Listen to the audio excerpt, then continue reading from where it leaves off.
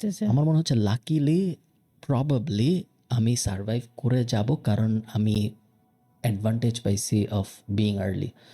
So আমি right. 7-8 বছর অনেক কিছু করার কারণে ক্যাপিটাল বলো বা আর্লি স্টার্টের অনেক বেনিফিট থাকে, এবং ওই আর্লি স্টার্ট থাকার কারণেই এখন আমার হাতে অনেক লাক্সারি আছে হাবিজাবি জিনিসপত্র শেখার চেষ্টা করার। যে এখনই চিন্তা করতেছে যে 10 ঘন্টা সময়, সো 7টায় সে উঠতেছে, সে 9টার সময় অফিসে জয়েন করতেছে, সেই অফিস 7টায় শেষ হচ্ছে সন্ধ্যায়, এরপর সে আবার 2 ঘন্টা জ্যাম ট্যাম 9টায় বাসায় আসতেছে।